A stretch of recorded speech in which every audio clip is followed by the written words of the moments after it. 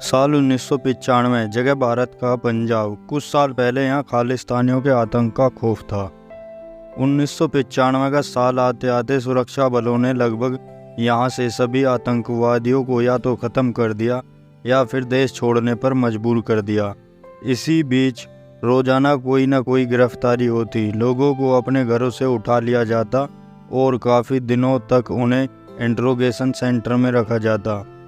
इसी साल पुलिस ने दो भाइयों प्रदीप और विजय सैनी को भी इस मामले में एक संदिग्ध रूप में देखा। पुलिस का ये आरोप था कि पैसे से कार मैकेनिक दोनों भाई छुपकर खालिस्तानियों की मदद कर रहे हैं। प्रदीप उस समय 22 साल का जबकि विजय 18 साल का था। उन्होंने पुलिस के सामने कई बार कहा कि उनका खालिस्तानियों के साथ कोई संबंध नहीं है, लेकिन पुलिस कहाँ चुप बैठने वाली थी। उन्होंने लगातार उनसे पूछताछ जारी रखी। उन्हें बार बार इंट्रोगेशन सेंटर लाया जाता। इससे दोनों भाई काफ़ी परेशान हो गए। ऐसे में दोनों भाइयों ने देश छोड़ने का फैसला कर लिया। उनके कई जान पहचान वाले उस समय लंदन में रहते थे, इसीलिए दोनों ने तय किया कि वे दोनों लंदन ही चले जाएंगे। लेकिन समस्या यहाँ ये थी कि दोनों भाइयों के पास न तो पासपोर्ट था और न ही इतने रुपये कि वे लंदन जा सकें। ऐसे में दोनों भाइयों ने एक तस्कर से संपर्क किया जो गैर कानूनी तरीके से लोगों को विदेश भेजता था। उस तस्कर को दोनों ने 150 पाउंड की रकम दी। उसने दोनों भाइयों को बताया कि वह प्लेन के लगेज सेक्शन में छुपाकर लंदन भेज देगा।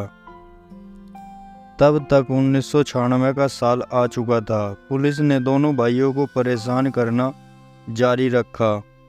वहीं कुछ समय बाद वह तस्कर भी न जाने कहाँ चला गया। दोनों भाई उससे संपर्क करने की कोशिश कर रहे थे, लेकिन वह उन्हें कहीं नहीं मिला। उन्हें तब एहसास हुआ कि उनके साथ ठगी हुई है। अब दोनों को लगने लगा कि चाहे कुछ भी हो जाए, अब उनके पास पैसे बिल्कुल भी नहीं बचे थे। इसलिए उन्होंने खुद ही कुछ न कुछ करके लंदन पहुंचने का प्लान बनाया।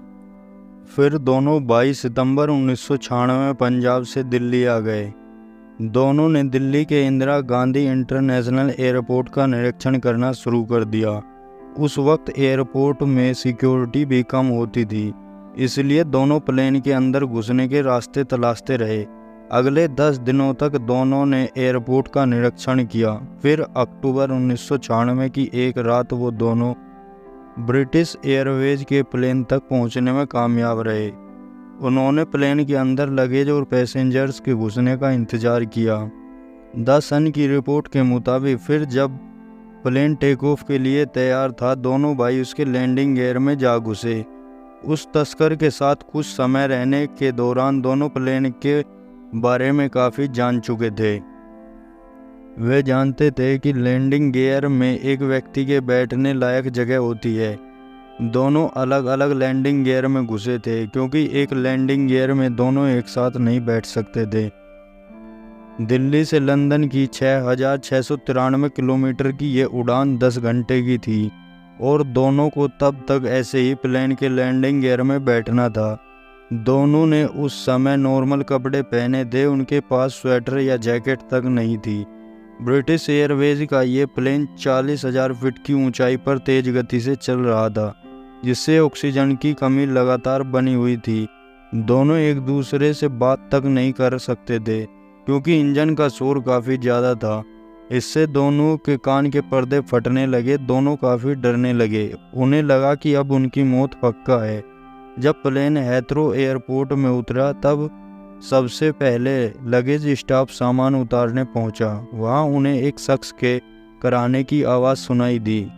प्लेन के पास पहुंचते ही उन्होंने बड़े भाई प्रदीप को अधमरी हालत में पाया।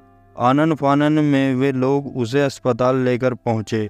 जब 4 दिन बाद उसे होश आया तो उसने सबसे पहले अपने भाई विजय के बारे में पूछा, लेकिन इसके बारे में किसी को कोई भी कुछ जानकारी नहीं थी।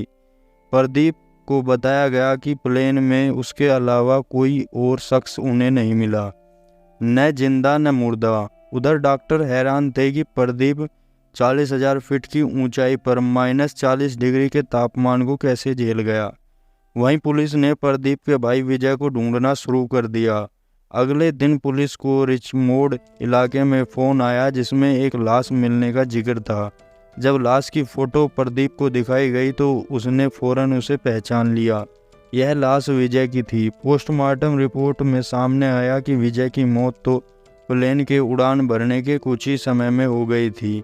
उधर प्रदीप कैसे इतने तापमान को सह गया, इस पर डॉक्टर्स ने अपनी थ्योरी दी। उन्होंने बताया कि जब तापमान घटने लगा और हवाएं तेज हो गई तब ऑक्सीजन न मिलने की वजह से प्रदीप के शरीर ने अपने आसपास हो रही घटनाओं का रिएक्ट करना ही बंद कर दिया।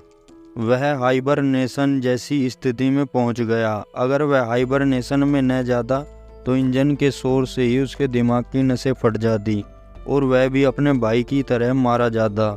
वहीं इस हादसे ने प्रदीप की परेशानियां और बढ़ा दी। जहां एक तरफ अपने भाई को खोने का गम था तो वहीं ब्रिटिश सरकार ने भी उसे भारत भेजने की तैयारी कर ली थी।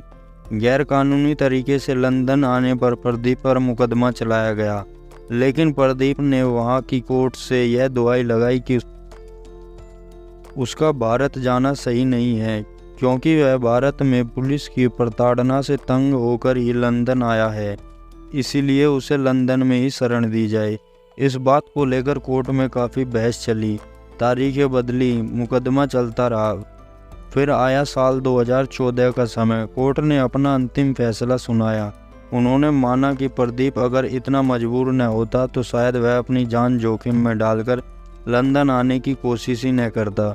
इसके बाद उसे कोर्ट ने लंदन में रहने की इजाज़त दे दी। अब वह ब्रिटिश सिटीजन के रूप में अपनी ज़िंदगी जी रहा है। अब वह शादीशुदा है और उसके 2 बच्चे भी हैं। जिस एयरपोर्ट पर वह उस समय लैंड हुआ था, आज वहीं की कैटरिंग कंपनी के लिए ड्राइविंग का काम भी कर रहा है। आई होप गाइस वीडियो आपको पसंद आई होगी। अगर पसंद आई है तो वीडियो को लाइक करें, चैनल को सब्सक्राइब करें। Thanks for watch video guys.